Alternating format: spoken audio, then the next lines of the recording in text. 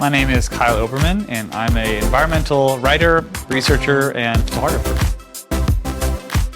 Welcome to In Fact, where we use peer-reviewed sources, official data, and expert interviews to untangle the misconceptions and myths from the realities of China's environmental record and find out what it means for the world. First episode. Is China's car industry a threat to the West? Electric vehicles, EVs for short, from China are the focus of a global debate. On the one hand, they are wildly affordable, climate-friendly, and advancing technology at a breakneck pace. On the other, the United States has already slapped a 100% tariff on them, and the European Union is moving towards tariffs up to 36.3%. During a climate crisis, how can necessary technology like EVs be so wrapped up in controversy? Let's dig deeper into both sides and see what we find.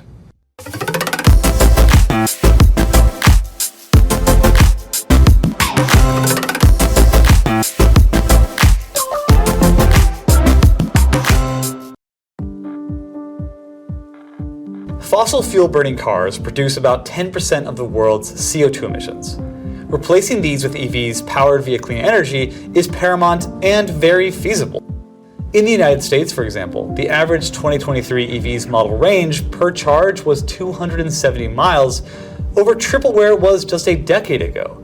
And China's average is slightly ahead, at 285 miles, with the longest range cars exceeding 600 miles. That's hundreds of miles further than the longest range Tesla. So in the EV sector, rapid improvement has been typical, especially when we look at China's advancements. Since 2010, China has accounted for about half of the world's total EV sales, and today, 60% of all new EVs sold globally are from China.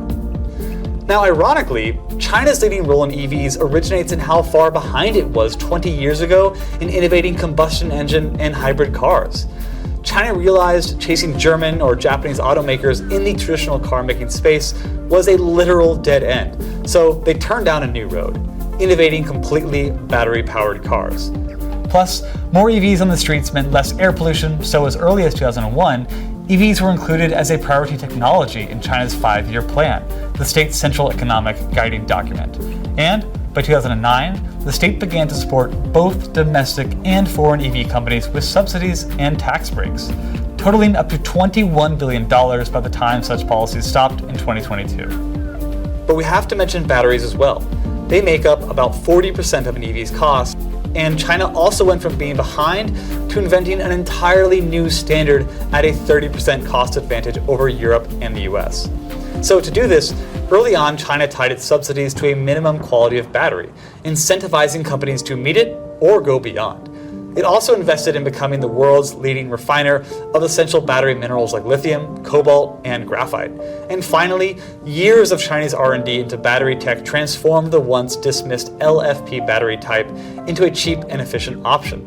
CATL, one of the Chinese companies that led the development of LFPs, now claims 37% of the EV battery market and announced an LFP battery that can charge 370 miles in just 10 minutes this year. So when you compile China's early on policy decisions to pursue EVs rather than fossil fuel vehicles, the years of financial support given to developing the industry, and the battery and supply chain factor, it explains why China's EVs are so competitive and popular. So if we are trying to cut greenhouse gas emissions and electrify, all of this is good news, right? Well, not for many politicians who see China's EVs as a threat to political power and local economy. In a neck-to-neck election year, Biden's new 100% tariff on Chinese EVs is no coincidence. Many of the swing states where the election will be decided, like Michigan, Wisconsin, and Pennsylvania, are centers of the U.S. auto industry. Politicians are concerned that Chinese EVs will damage local companies and take away jobs. And the swift sales increase of Chinese EVs in Europe, from less than 1% of the market in 2019 to over 9% last year, for example, helps drive this fear. There's also worries about over-reliance on China for key products like EVs and the components like batteries and rare earth minerals that go into making them. But for regular Europeans, Chinese EVs are on average 24% cheaper than European brands.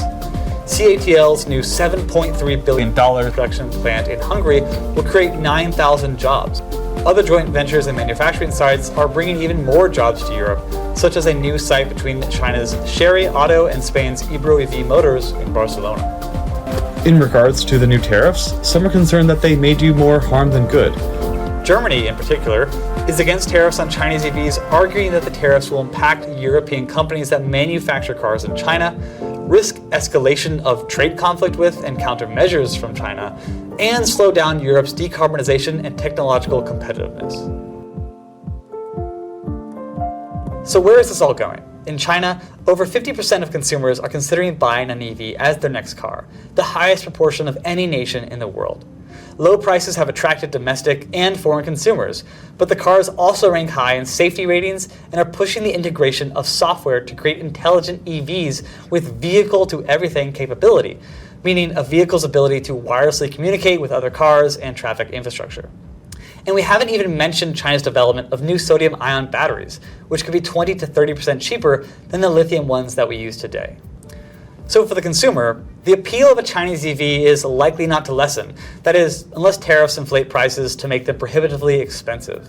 But for the climate, the need for fleet electrification is only getting more urgent. So world leaders are going to have to decide between short-term protectionist policies that may or may not work, or long-term initiatives that work for the climate and the consumer.